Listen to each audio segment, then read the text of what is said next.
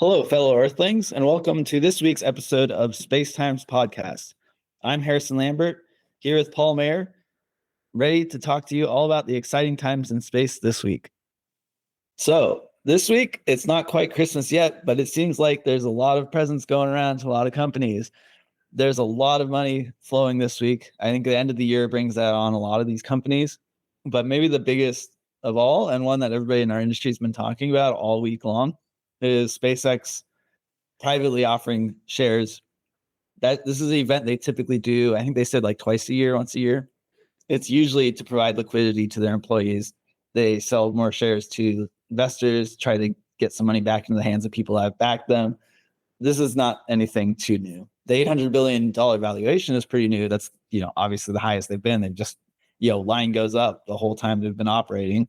Very high valuation, but the private offering itself isn't anything unusual. Absolutely. The very unusual part is the IPO. It's something they've consistently been saying they're not going to do. Elon's been very vocal. He does not want to manage another public company on top of Tesla. Doesn't like public companies, but here we are all the same for a 2x step up. $1.5 trillion valuation is what they're targeting. That's his goal. End of next year, he's announced that he's willing to go public, and in much effort to kind of back the space-based data center effort that has been kind of a new pursuit of his and many other tech entrepreneurs.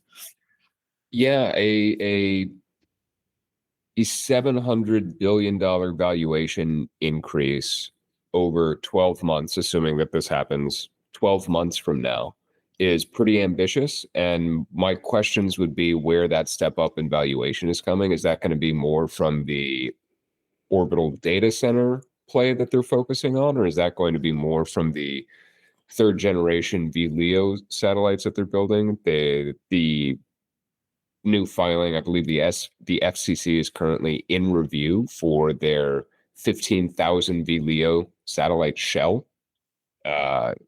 So I'd be interested in understanding a little more where they are anticipating sort of the revenues to come from, warranting that doubling of valuation year over year. But regardless, I guess big news. I find it less insane the fact that they're already at halfway there, 800 billion, and none of their services have really taken off fully. Like, they've proven out a lot of stuff. Starship finally launched and landed. Starlink is proliferating. We've talked about many different deals they've done week over week for months now.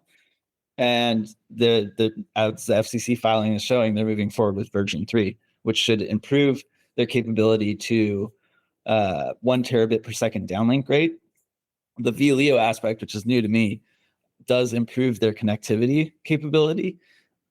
And apparently they're partnered with T-Mobile to utilize the 1.9 gigahertz network that the cell phone carrier uses. So this is a direct-to-device play, along with like how they bought EchoStar for $17 billion. Like, there's a lot of motion to get to that direct-to-device market, and that market alone is worth trillions of dollars. So to have that, and then to tack on this orbital data center proposition, I think they're positioning themselves in 3 very large markets. I don't think 1.5 trillion is insane. If they can actually accomplish all 3, I think it's a very reasonable valuation. Sure. I guess my point is more that the $800 billion valuation should more or less have all of this same information baked into that price. That price should already sort of include all of this information. So what's actually going to be different 12 months from now? I think it's the orbital data center. And that's what he's saying he's going public for, is to fund that. So is that worth?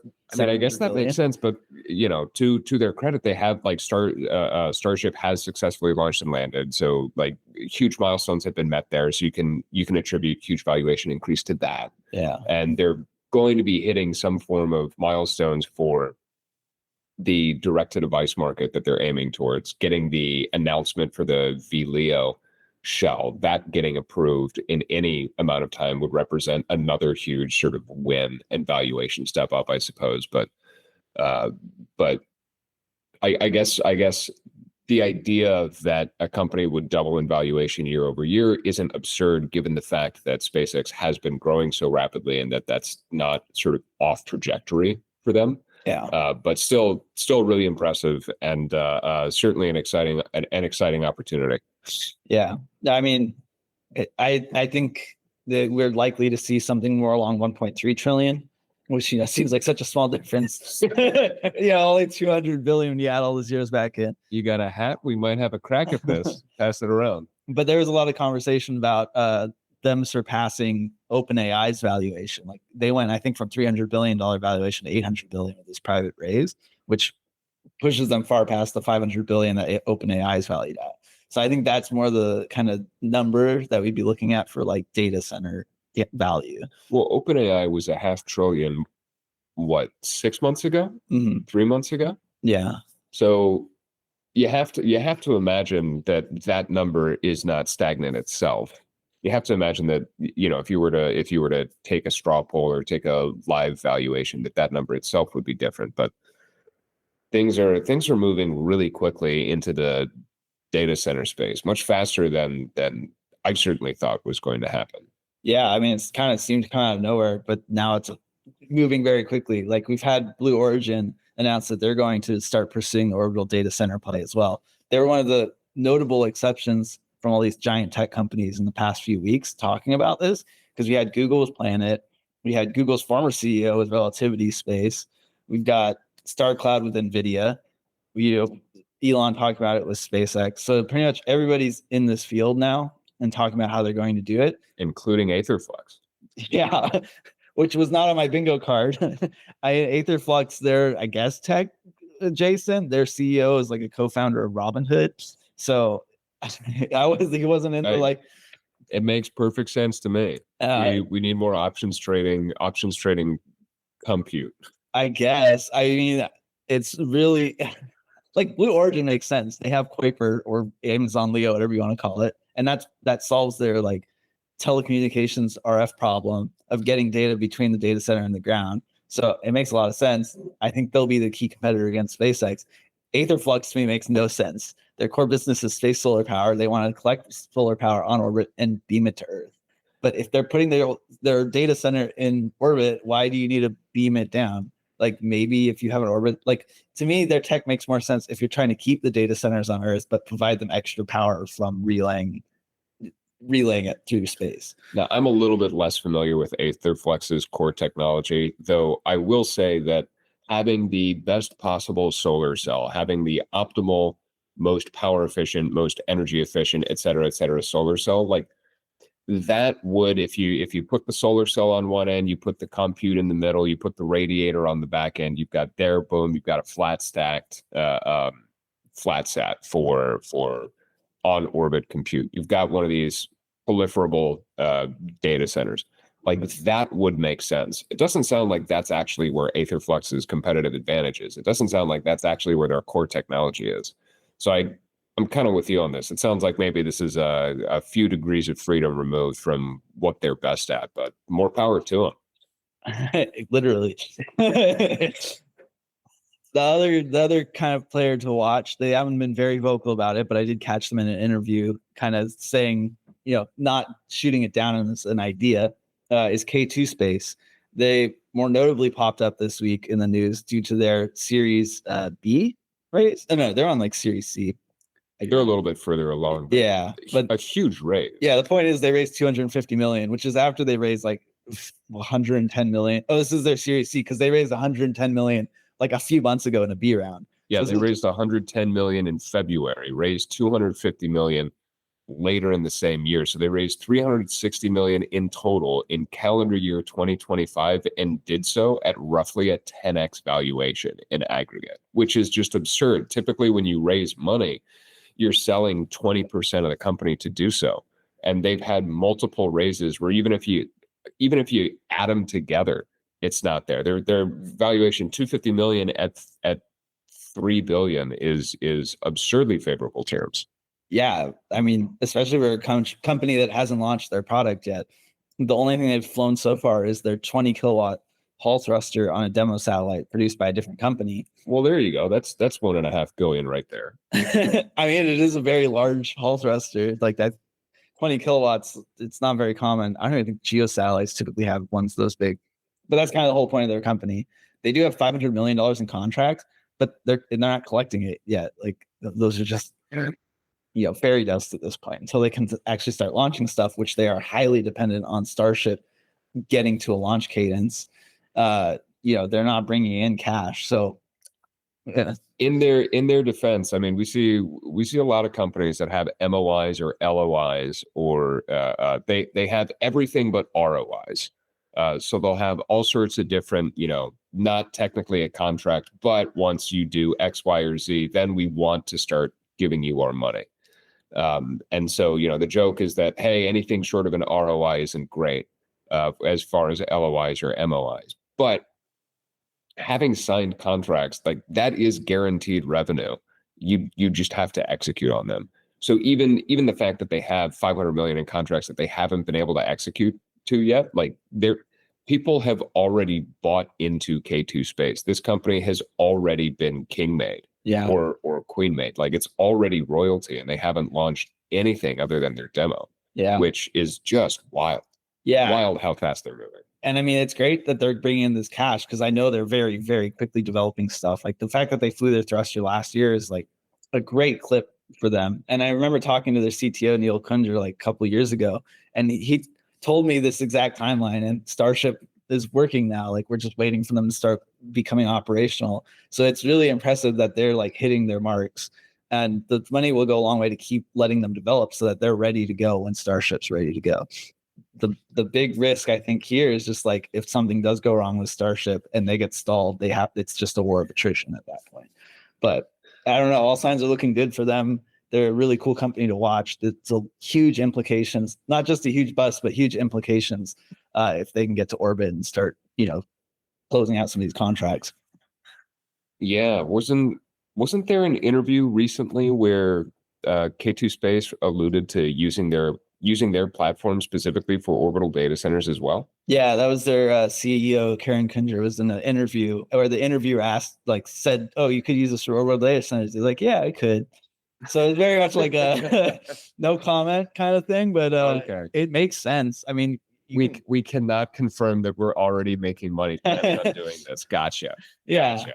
I mean, the size of their spacecraft certainly lends themselves well to solving all of these problems. I think we talk about like Blue Origin and SpaceX having the benefit of having that communications layer, but honestly, that's not one of the harder problems to solve for a space data center. It's just the sheer volume and size of things in terms of power generation, in terms of heat rejection. Like their platform is very well positioned to solve those problems more easily than other competitors that haven't been developing this kind of technology for years. Yeah, that makes sense. That makes sense. Most of the orbital data center projects that I've seen have involved the flat sat approach.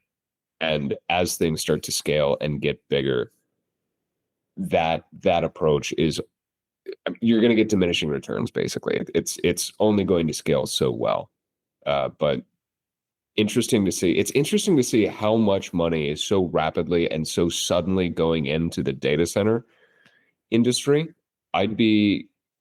We should at some point do a deeper dive and explore the price point and implications of an orbital, we'll say, megawatt, but an orbital megawatt data center versus a terrestrial megawatt data center. Yeah. And map out what the actual value and savings are there. I think the likelihood that a lot of money from the AI boom is flowing directly into the space economy, I think is high. Yeah. And I think we're seeing that here with the orbital data center play. And what we will see as a result of that orbital data center explosion is the plumbing necessary to support it, the communication layer of infrastructure that is currently sort of serviced by Starlink, but that Kuiper or Amazon Leo is also looking to service and to play. Yeah. Getting the data up and then getting the data back down is going to be sort of the next major bottleneck.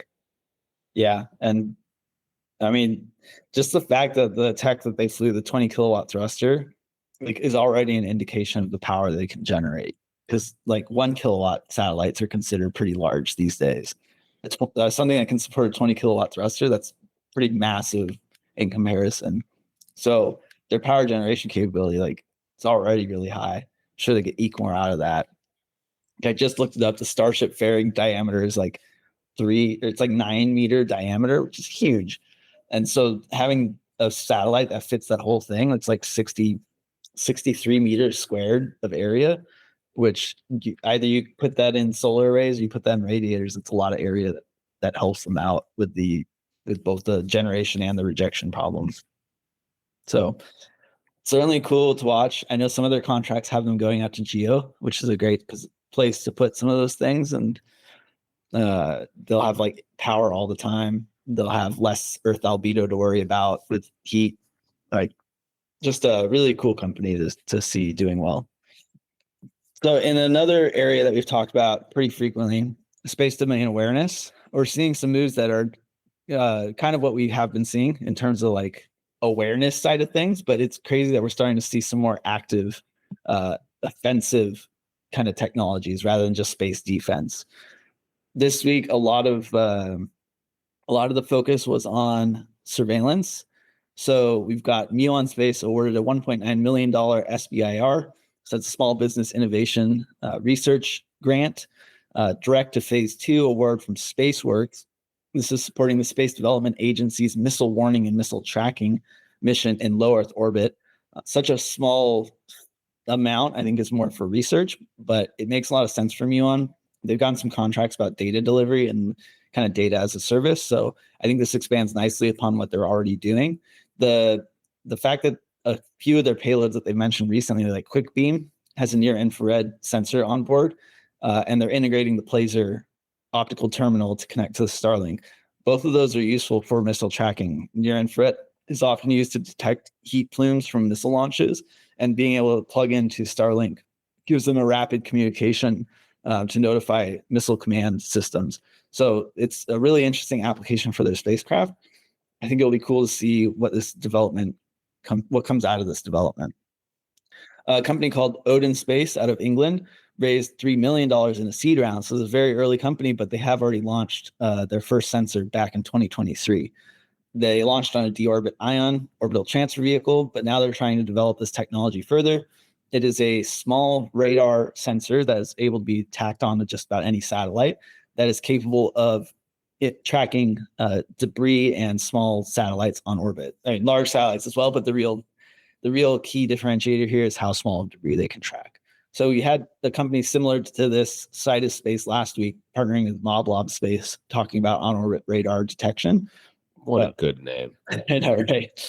I love to see this technology. I keep saying it. I like anything that tracks debris, but I think that we're starting to see a more diverse group of sensors being used for space domain awareness. Traditionally, it's been a lot of ground-based radar systems. We're starting to see some more companies that are using optical ground-based systems. We're starting to see some companies like Vantor that are or HEO that we talked about last week that are using on-orbit optical systems, and now we're seeing more companies that are using on-orbit radar systems. So between those four systems, I think we're going to see a vast improvement in our ability to track assets and debris on orbit. Yeah, space domain awareness has been one of the key missing pieces for on-orbit services, for debris tracking, for a wide variety of, I'll say, secondary and second order services and industries in the space economy. And there has been a proliferation of that. As we're getting more cars on the road, these cars need side mirrors, these cars need rear view mirrors. We need to be more aware of the cars that are around us, the debris that's on the road. And that is all moving up and to the right. There's clear government need, clear security need in order to have a much higher standard of SDA throughout the ecosystem. And that honestly sort of pulls in with some of the other announcements that we've been seeing that have been much more, we'll say, offensively focused. We've spoken several times over the past several months about the rapid militarization of space. Despite everybody's stated best efforts, there's still a lot of money going directly to the ability to deflect offensive capabilities and instigations, and the ability to preempt those with an instigation of one's own. Yeah. Yeah, and this is something we're really excited to talk further about next week when we have our interview with the ArcSec CEO. We talked about their partnership a few weeks ago between ArcSec and Neurospace to use on-orbit sensors for the space domain awareness. So I can't wait to get more insight into this industry from somebody that's working in it. That's making knee deep. It's gonna be a heck of a time. It's gonna be awesome. Back on Earth, there is some movement in the more traditional space domain awareness stuff. So Leo Labs won a interagency contract to provide space surveillance data for the U.S. government. This is for their traffic coordination system for space, orbital traffic coordination platform. So this is something that's been in existence. This is likely an award to continue providing that service alongside United States Space Force, other kind of radar tracking systems. But USSF has also worked on some other new technology, including the long-range discrimination radar, which has formally transitioned over to operational acceptance by the United States Space Force. So this is a Lockheed Martin targeted radar system. So a lot of the times when you think about radar systems on the ground, they're the big white golf ball kind of Epcot versions of radar, which still exist, and those are kind of like general area of sensing kind of device. But this one is a really trippy looking kind of pyramid shaped angular system that uses gallium arsenide sensors to beam out radar at a very specific narrow band and get super high resolution detail of something. So it's the goal of it is, or the use of it is, a satellite detects a missile launch. It triggers this system. The system is able to get a very clear picture of the missile and figure out where exactly the interceptor needs to hit in order to knock out its capability. This technology has been around for a little while. Back in the Cold War, there was like PAVE PAWS, which is a very similar system, but this is just a major update to that. The USSF also authorized export of the L3 Harris Meadowlands. It's an offensive space warfare system to partner countries. This is kind of a shift in policy, but I think it's one that we're seeing due to a lot of the conflicts going on overseas. You know, we've talked recently about the immense amount of funding towards like solid state missile motor development between partner countries, and I think this is similar to that. Well, this Meadowlands capability is a satellite communications jammer. So it's just a radar dish that can jam up enemy communication. It would be a huge benefit. We see it a lot in Ukraine with signal jamming, GPS jamming, that sort of thing. So giving this capability over to partner countries is an interesting step, but one that's kind of traditional in terms of satellite jamming. One that's a little less traditional is Viaspace partnering with Seagate to build offshore launch platform in Florida. So Seagate's a space company that's been working on ship-based launch platforms, much like Sea Launch was a while ago before they shut down. But Seagate's still active. It looks like they're partnering with Viaspace, which is a hybrid rocket space company developing a launch system and missile interception device. So we could see this be similar to the Orion space launch about a month ago, where they launched off of a ship. And this could be a pure like launch vehicle play, but it sounds like it might also be more of a missile interception play. We've already got sea-based radar systems, so to have sea-based missile interception systems seems like a natural expansion of that capability. Trusted Space raises capital from Washington Harbor Partners for Space Battle Command and Control. So another aspect of this, command and control of space domain awareness and space offense is being able to just, control all your different assets. So the radar stations on the ground, the satellite detection on orbit, any activity like sending up missile interceptors, or maybe soon in the future, sending down missile interceptors, needs to be controlled through this command and control system. So Trusted Space is going to help, improve that capability. Probably the most out there announcement we saw this week was of Fortastra, which closed an $8 million seed round coming out of Stealth to develop a spacecraft that aims to provide physical security to government and commercial satellites. So they actually want to use AI space domain defense to trigger satellites on orbit to go protect other satellites from enemy satellites. It's something that is likely already happening underneath the covers of national defense, like the X-37B likely already interacts with other spacecraft, but this is a company that wants to develop that technology further, which I find really interesting, that we're starting to move into like this really space-based warfare kind of domain that a lot of people have been really hesitant to kind of breach, but it looks like now there's money kind of flowing into there. Yeah, it feels a little bit like once the seal is broken a little bit, then it's sort of off to the races. So the second that somebody starts playing more intentionally in the space-based offensive warfare capabilities, then all of a sudden everybody needs to do so in order to be able to keep up. And so it's unfortunate that that's sort of what's happening, but it's certainly not expected. And specifically for Testra is one of the most interesting companies that I've heard doing this in that space. The idea of having, I mean, effectively orbital bodyguards that are up there protecting the assets themselves, deployed to intercept and defend their assets to the best of their ability is fascinating and something that I would imagine we were well further away from a technology and a capability standpoint. But the advent of Starship looks to be lowering a lot of the barriers for more exploratory and more theoretical space assets. Yeah, I just really don't like the idea of AI space domain defense. So I feel like this is the closest we've gotten to Skynet. Well, Like, what could possibly go wrong? giving AI the ability to move satellites around sounds like a great idea. I'm pretty sure we've seen that movie multiple times. So this week we also saw a lot of IDIQs, which are indefinite delivery, indefinite quantity contracts. These are pretty old school contract vehicles, typically go to large primes, but we're seeing a lot of them come out for the MDA Shield program.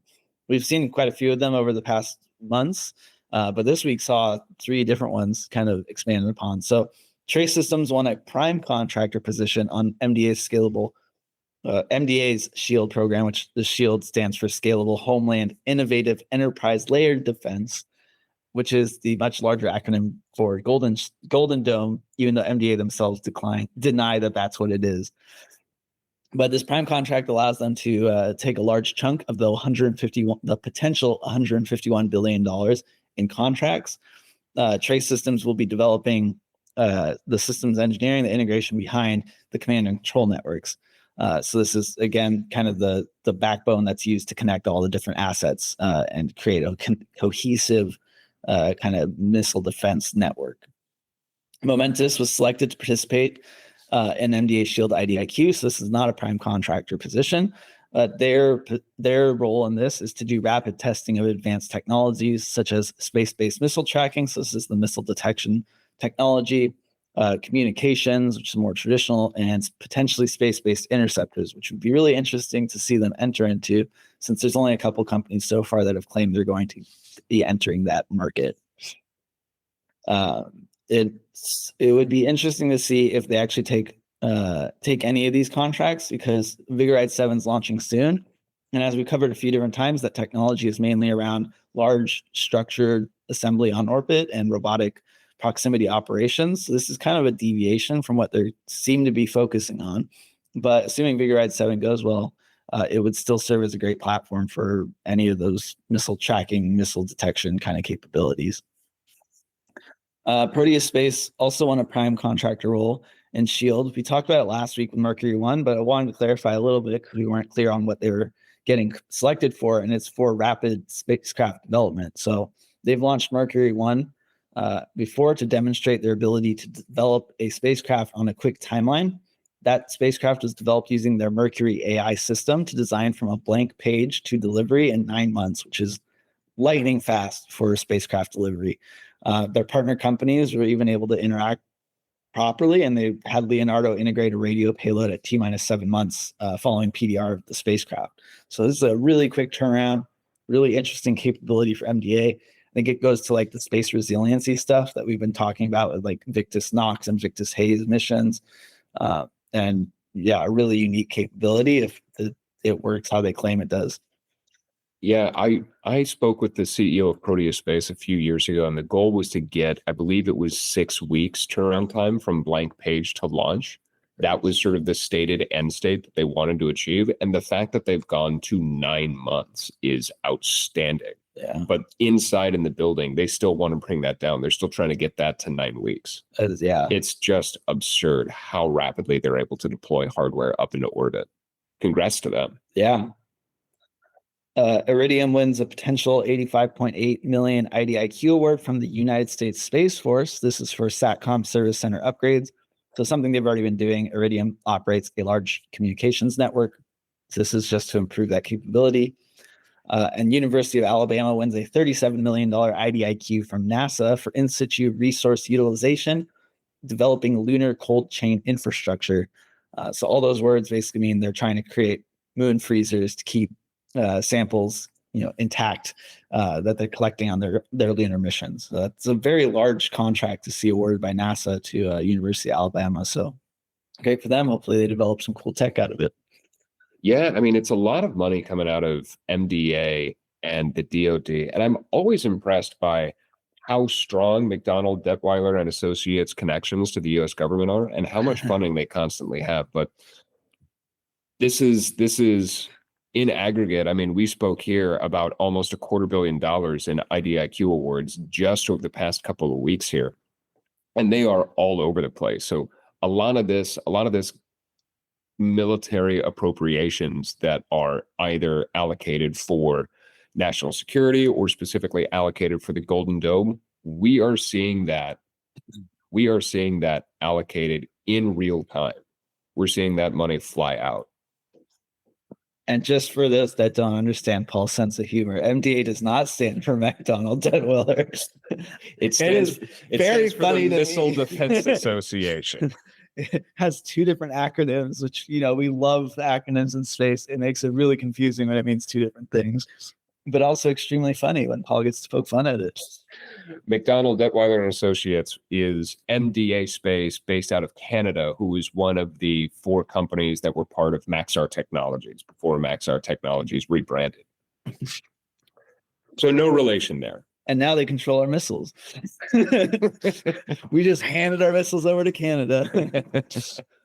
So in addition to a lot of this government spending and a lot of the IDIQ allocations that we've been speaking about, there have also been some pretty sizable business moves. First and foremost, following on with SpaceX, they are actively building out additional launch capacity out of Florida.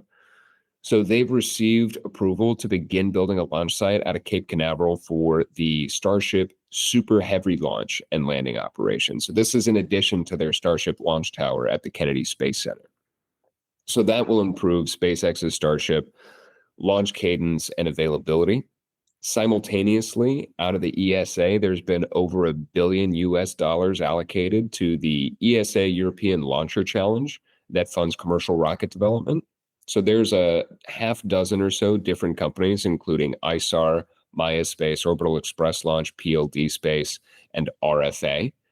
The timeline for that is a requirement to launch by end of 2027 and required improvements shown by 2028 and a contract received by 2030.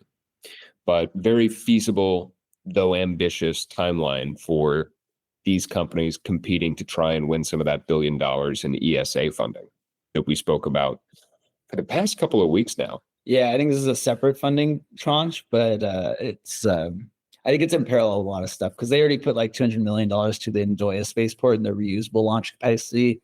They've got like the funding to Avio to do the Vega and the Ariane 6. I think this is in parallel, an effort to show improvements, a pretty open-ended offer to show any improvement to launch like capability to any of these companies. So, oh, absolutely. Well, I mean, the framework and the timelines themselves indicate that this is for almost, I'll say, newer entrants or newer vehicles that, first launch in one calendar year, next calendar year to show improvement, and then your first contracts not being signed or indicated in any capacity for another 3. Yeah. So definitely a different bucket of money, but following on with the same things of the ESA upping their game and trying to definitely improve European sovereignty. I'm actually surprised Avio is not in that list. Like those are the only companies. I doubt that list is exhaustive, but Maybe. I would not be surprised that ABO was not specifically competing for Maybe that. they're just too busy. I Like, would not be surprised. They're standing up facilities here in Virginia now. I thought it was Yeah. going to be New Mexico. Now it's Virginia. Virginia, Castellian was New Mexico. Yeah, Virginia, New Mexico are famously close neighbors. In addition to that money coming out of the ESA, Lockheed Martin just invested over $17 million in a Huntsville, Alabama hypersonics facility for the U.S. Army, and they formed an alliance with Hadrian to accelerate output and relieve production bottlenecks in their critical munitions and industrial supply chains. This follows on the back of their partnering with a multitude of different solid rocket component manufacturers to develop and further capabilities, including URSA, ABO, RTX, and Expo was the fourth. That's right. Thank you. In conjunction, Applied Aerospace and PCX Aerosystems have merged under the Greenbrier Equity banner for precision hardware on satellites, launch, rotorcraft, and missiles. So we're seeing some consolidation and some expansion of capacity and capability, specifically for hardware and more military-focused hardware. There's been a growing effort to onshore some of that capability and to also partner and, I'll say, equip offshore manufacture capability amongst some of our close partners and allies. In more fun news, AnySignal announced this morning that it closed a $24 million Series A round and is moving into a larger manufacturing facility to jumpstart their radio production for space and defense clients. So AnySignal, friend of the show, very interesting company, super meaningful radio improvements in their tech stack there. So love to see them growing and love to see the success that they're getting. So I think this seems like a really culmination of a lot of the stuff that we've been covering recently. Like the fact that launch cadence is picking up, launch development and ESA is accelerating. Like that's one of the core pillars of development that a lot of countries have recognized as necessary. Launch cadence is a bottleneck. Launch vehicle variety and resilience of suppliers has been shown as a weakness for Europe. And even America and China, and they're all kind of going about it in their own ways to develop a lot of technology in parallel. I suppose America's a little unique, but they're all kind of unique. So it's interesting to see some advances across America and EU, especially as China's getting a lot of good success recently with all their launches, like Orion Space, Land Space, the CK launch, the CAST Space launch. Like everything's going great for them. Even with some of the missed stage recoveries, they're still making a lot of progress. But you miss 100% of the shots you don't take, and absolutely. the U.S. taking no shots at recovery. No, we're stacking wins here. We're not counting losses. We're stacking wins. That's a lot of wins to be adding up. Yeah, I think it's crazy is that the EU is actually behind Japan in reusability. Like Honda has a reusable rocket. How does that happen? And then meanwhile, EU still screwed around with their like landing test platform up in Norway. So it's good to see they're putting some money towards getting, playing catch up here. Well, how else are we going to visit Santa? Yeah, he lives up in North Pole. They're just launching stuff out. Get the elves to build it. That'll help accelerate their efforts. But this other core pillar of manufacturing is really interesting to see rapid kind of increase in. I mean, talking about things like Proteus Space doing rapid development and Starlink doing 15,000 satellites. Like seeing some of these other companies like Lockheed trying to put a bunch of money out there for solid rocket, even if it's for missiles, like just building up this industrial capacity is a really great signal that we're starting to hit this kind of growth in manufacturing that would be indicative of this kind of hockey stick curve that we're looking for in the space industry. Absolutely. I think we're getting really close to another stage in the space race that is going to be volume, capacity, production, and launch. We are, as an ecosystem, we are absolutely at or rapidly approaching a major inflection point. And I think it's safe to sort of say that the arrival of Starship as a reliable launch provider is a pretty good proxy for that inflection point. we can point to K2 Space. They've effectively done a great job of just timing the market and timing the market around Starship's availability and reliability. So, if for whatever reason something goes wrong with Starship and that gets delayed by 3 years, K2 is going to have a lot of trouble. They're going to have a very difficult time. But as long as things continue to go well, and as long as things continue to make progress on schedule for both parties, everything is going to go wonderfully. And the entirety of the space ecosystem is going to see a lot of direct, second order, and third order benefits as a result. There's a couple of other big announcements that we want to talk about, and this one I find the most fun. So OHB Sweden is going to deliver 6 advanced electronic propulsion systems to Swiss to 12 for their Hummingbird sat platform, their HummingSat platform. So OHB Sweden is delivering 6 EP systems for 6 potential geospatial satellites that have yet to have publicly announced contracts. So this is a pretty strong signal that that Swiss to 12 is potentially going to be manufacturing and building a half dozen different HummingSats over the course of the next year here. Which is kind of crazy given that the total sales in geo platforms for this past year was 6 up until like a week ago, where like Ascendarc added 2 more to the mix. And those 2, like, I think this is a really interesting indication because when Ascendarc added those 2, the small geo platforms became the majority of the sales in geo this year.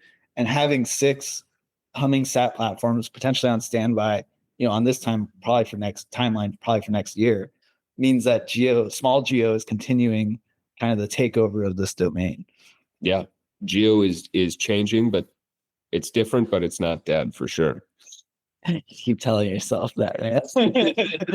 I got a tombstone over here waiting for it. No, yeah. Don't worry, I've got a bridge to sell you afterwards. Yeah, no, I agree. Changing, but not going away. There's gonna be filled orbital data centers pretty soon. There's gonna be no space for geo communications. What's a telecom? Is that like a data center? Is that like the magazine version of a data center? It's an iPad that's broken. Overview Energy emerged from stealth earlier this week with a $20 million announcement and funding, and their plan is to deploy space solar power to geo and collect solar energy and beam it to Earth in near infrared. So they demoed this capability to a plane at roughly 5 km altitude. At the same time, Voyager won a $21 million Air Force contract for AI-driven signals processing, and Heaven Aerotech raised a $100 million Series B by our friends IonQ and Texas Venture to scale hydrogen fuel cell drones and their quantum roadmap. So if you recall, our friends at IonQ, they've made a multitude of different acquisitions this calendar year, basically vertically integrating and building out the entirety of a capability set for a quantum-enabled synthetic aperture radar satellite platform. So it's interesting. This is something that we were talking about before the cameras turned on here, but it was interesting to see IonQ not outright acquiring Heaven Aerotech, but merely investing in them. Part of me wonders if that's because of the scale of the company, if the company is sort of too big. If $100 million doesn't buy them, maybe it was just too capital intensive for IonQ to roll them up and bolt them on to their capabilities. But the fact that they are continuing to invest in and acquire technical IP and capabilities is very telling. I'm interested to see where IonQ plans on starting to deliver on some of their investment. Yeah, it's certainly an interesting company to see kind of form out of nothing. I mean, their thesis is pretty clear. It's a quantum, for right now, it's like a quantum encryption satellite. So they're trying to just do traditional transmission, but quantumly encrypt the data. But a lot of what they're buying leads me to believe that they have aspirations of being something more. Like a fully quantum satellite has many other benefits than just a quantum encryption satellite. Especially when I look at like hydrogen fuel cell technology, it's not really something we do in space because hydrogen's a huge pain to keep sealed. But it does make me think that maybe they have some aspirations for lunar capabilities where you can generate hydrogen, use it to fuel space tech, and then if they can figure out the whole quantum communication aspect, like the distance of transmission becomes less of an issue, and there's like a huge value there to being able to do that. So it's just, I don't know. Like, I keep thinking their acquisitions are so weird. It's all over the place. Like, Capella is a synthetic aperture radar company, but that's not really what they're planning to do. They're planning to do quantum. So, like, why? They said they bought it for the platform, but it's just such a weird company for them to buy and then integrate with, like, I think, was it QCOM or some Qualcomm? other quantum? Yeah. No, it wasn't Qualcomm. No, they can't afford that. That's right. They can't afford Haven. They can't afford Qualcomm. But just like the companies they're acquiring and investing in are a very strange mix of things. And I'm just really curious to see what comes out of that, joining of technology. Yeah, I hope this works out. I hope this isn't, I hope this doesn't turn into a Maxar. There's some for pieces. Yeah. I think the coolest one, though, out of those announcements is probably Overview Energy. Like, to come out with a demo that quickly is really cool. I think they're still probably behind Starcatcher. Starcatcher's done, I believe, a plane to stadium demonstration, which would be kind of equivalent to Overview Energy's plane to ground simulation or demo. But they've also done a ground to ground transmission and partnered with several companies that kind of give them a head start on Overview. But I think between all the companies that are announcing space solar power projects, these two are kind of in the lead. So that's Starcatcher and Overview. They have very similar technology stacks, and they've both demoed. Starcatcher has some partnerships like Intuitive Machines and Loft Orbital. The other players in this area like Virtus Solis, Reflect Orbital, Aetherflux, which we just talked about, but none of those other companies have demoed anything yet. And Reflect Orbital has a really weird tech stack that I think is just going to be problematic in many ways. Like, they're the only ones that aren't doing collect power, stored battery, transmit in near infrared. They're trying to put in giant mirrors in their Earendil satellite to reflect light, which if we had another hour, I'd go into all the problems and complications of doing that. But I just think it's the wrong way to go. And if they find any market fit, I'll be very curious to see what it is. We looked at a company with a similar plan, not of transmitting the data via a more, I'll say, feasible bandwidth, but transmitting the power through a more feasible bandwidth, but by trying to transmit the power basically via mirror directly. And it was a big, capital-intensive, messy solution with a lot of different potential failure points. Yeah. It was a lot of fun. It's really, I don't even I was just gonna say, I don't like the technology. I don't like that it's just gonna shoot light everywhere. It's just, and you don't have any sort of focusing lens, so you're just reflecting light everywhere. It's not efficient at all. Well, I'm glad to be able to surprise you. But get ready for 2 weeks out when we have our next interview with the CEO. I mean, I don't know. I think the near infrared solution is the way to go. I worked on a space solar power project a couple of years ago for Caltech. We beamed power from orbit using microwaves, which is the other kind of way you can do it, but you need a specialized receptor on the receiving side in order to transfer that power from microwave to power. The infrared one's nice because you can just beam it to a solar panel and it basically accept it as if it were sunlight. So obviously a mirror is the closest thing to just sending sunlight to a solar panel, but infrared's the next best thing. I think a lot of these companies have rightly recognized that that's the happy medium that they need to strive for. Right. I mean, I'd imagine infrared, you're probably losing some efficiency there, but the simplicity of the solution, I think, makes up for that little bit of loss in energy transfer. Yeah, you're gonna have the inefficiency of transferring energy around and storing and all that a mirror doesn't. But all the other inefficiencies of a mirror, I have it's just it's got to be worse. I know in my heart. Man, I didn't think we'd get under your skin so easily. So that just the mirror thing bugs me because it's no. just move on. We're done. We're done. We tried this in LA. We tried this in LA with a giant reflector. The reflector solar tower in LA. It just became a giant bird barbecue pit. We're gonna be frying satellites on orbit because our mirrors are spinning out of control, just shining light everywhere. And Other tech news that don't frustrate me. Starting it out with Rocket Lab's announcement that they qualified Neutron's Hungry Hippo fairing, which is awesome because I've heard this tech discussed for years now. Granted, Neutron hasn't launched yet, so they're still qualifying much of the rocket. But this is probably one of the most exciting components of that vehicle because it allows the second stage to become reusable. The Hungry Hippo concept is essentially a clamshell design of the fairing that opens up to release the payloads and then closes so that it can return to Earth.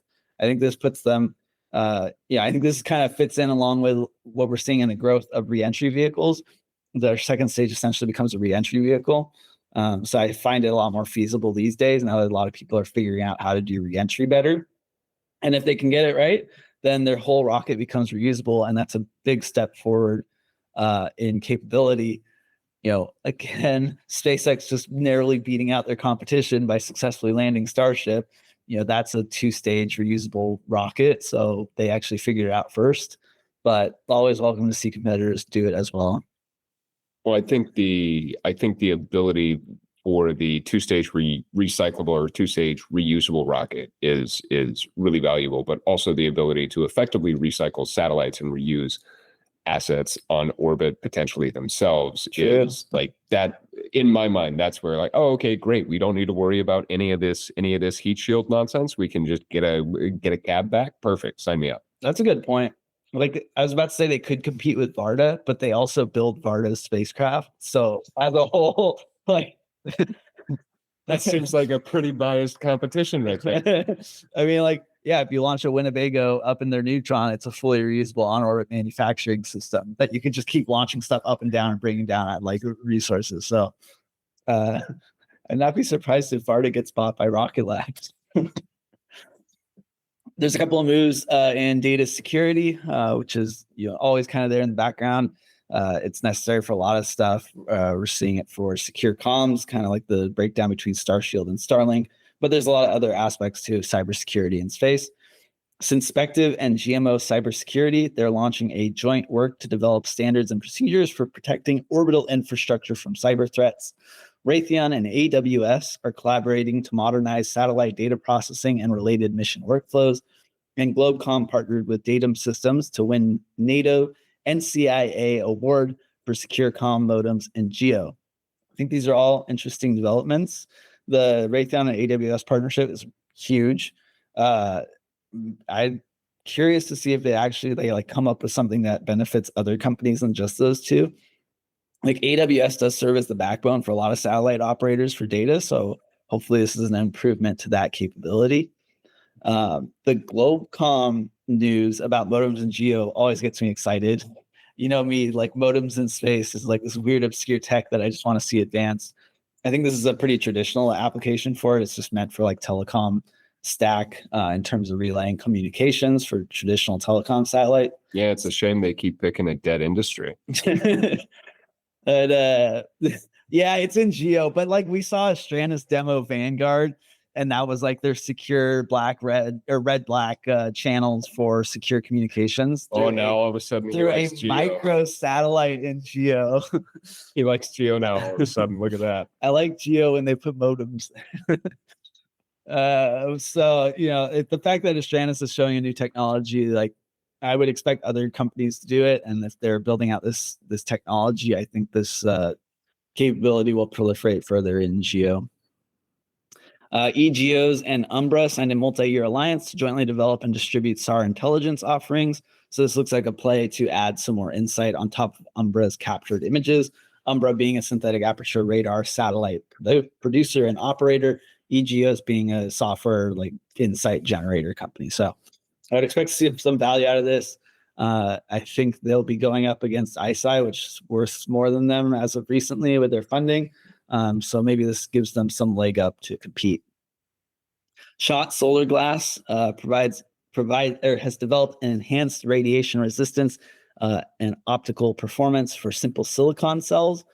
This is a new kind of glass cover that will help with solar cells and I believe opticals. So this is cool to see. Again, kind of like with the modems, there's little pieces of technology that can always be improved, and oftentimes it's not the most appealing portion of satellite development, but it's always good to see some improvements there. Cover glass is like a very obscure component of a lot of satellites, but there are things to consider when you're operating in space. Glass gets foggy or browns over time due to radiation. So we had to have specialized glass to allow it to not kind of have that effect, because when it browns, it reduces the efficiency of the solar cells over time, or it causes problems with your optical sensors. You start not being able to see things very clearly. So it's nice to see here that they've created an improvement to this. And as we talked about orbital data centers and the need for massive amounts of power, this is a technology advancement that's going to pay off very soon when we start scaling solar panels to huge sizes and high power throughput, high efficiency. And last in our news for today is Benchmark Space Systems Ascent-fueled monoprop macaw thruster performed a 10-minute continuous burn. This is clearing the way for their on-orbit application of this propulsion technology, which is great to see. Because very commonly on-orbit propulsion systems are electric propulsion, so low thrust, high specific impulse. This is different in that monoprop typically have higher thrust, so it's good to see a diversity of thruster products available for satellite operators, especially when we start getting into these more like agile space operations like rendezvous proximity operations or the space defense stuff that we're talking about, or even interplanetary travel. It'll be nice to have another option when designing our spacecraft. That does it for us this week at the Space Times podcast. I've been Harrison Lambert here with Paul Mayer. Thank you for joining us to hear all about the exciting times in space this week. We hope you enjoyed and will join us again next week. For our interview with CEO of ArcSec, Jorvin Delaby. Thank you again, and we look forward to hosting you then.